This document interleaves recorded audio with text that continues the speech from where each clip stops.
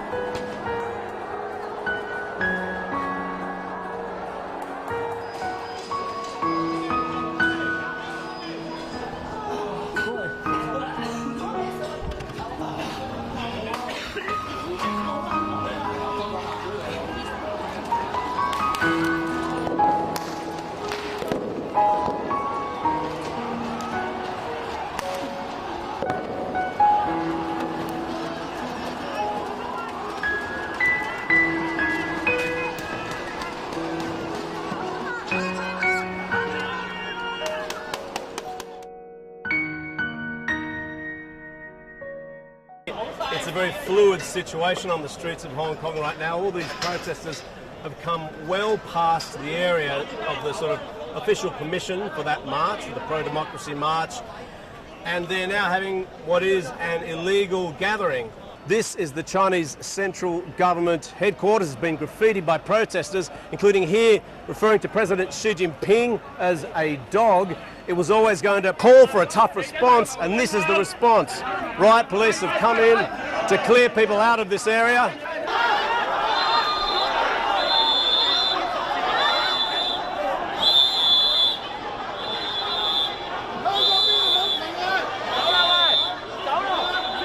You can see the kind of chaotic nature of this protest movement as these pro-democracy demonstrators retreat.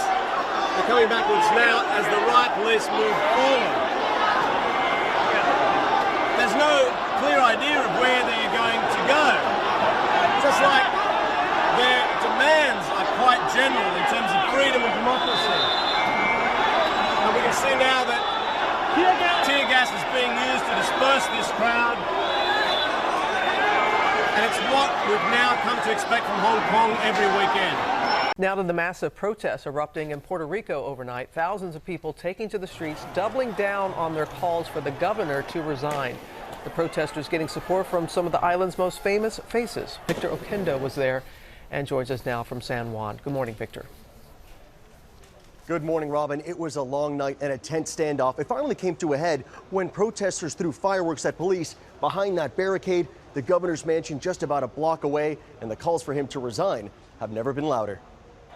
Overnight, thousands of Puerto Ricans flooding the streets, demanding embattled Governor Ricardo Rosselló step down. Protesters clashing with police, crowds sent running as canisters of tear gas are launched at them. Some of the island's biggest stars, like Ricky Martin and Bad Bunny, calling for peaceful protest.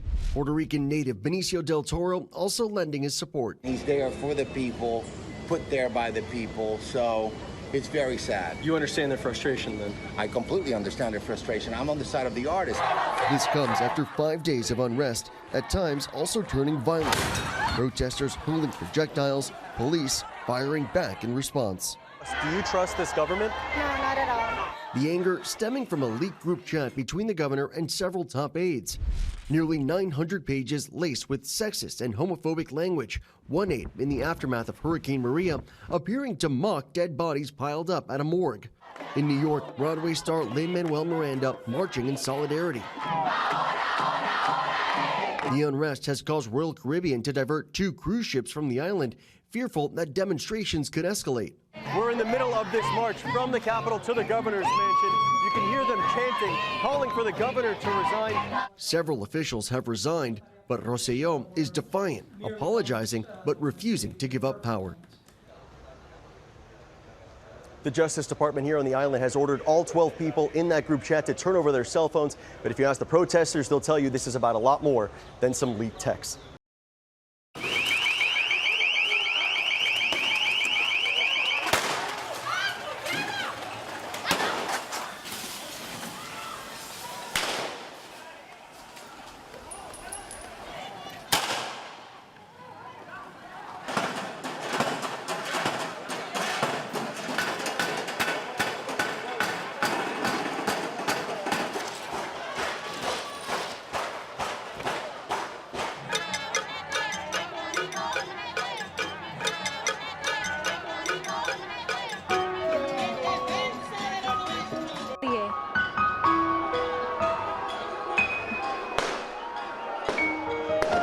Ahí vemos lo que estaban prendiendo, vemos que han lanzado hacia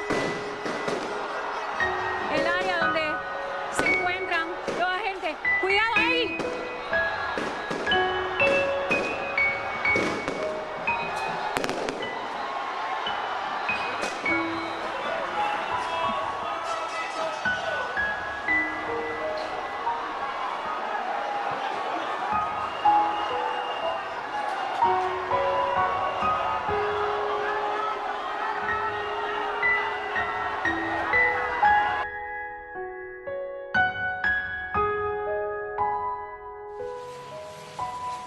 A flying soldier shoots through the sky on a flyboard, drawing cheers from the crowds, a display of technological innovations as French President Emmanuel Macron put European military cooperation at the heart of the annual Bastille Day celebrations in Paris.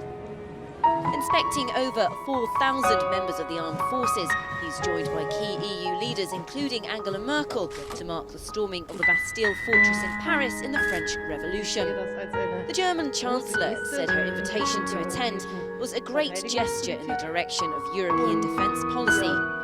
And of course, we are honoured, she said, that, for example, Germans were also taking part.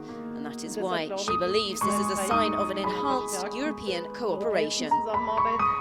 Standing in an open-topped command car, President Macron waved to the crowds, but in a reminder of domestic troubles over the last months, he's met with jeers and whistles from supporters of the Yellow Vest movement, who've staged weekly protests against the government.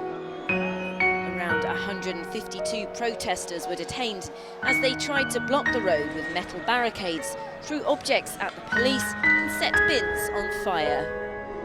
Trying to disperse the crowds, police fired tear gas at the protesters, but one officer was punched to the ground after eyewitnesses say a woman was pepper sprayed by a police officer.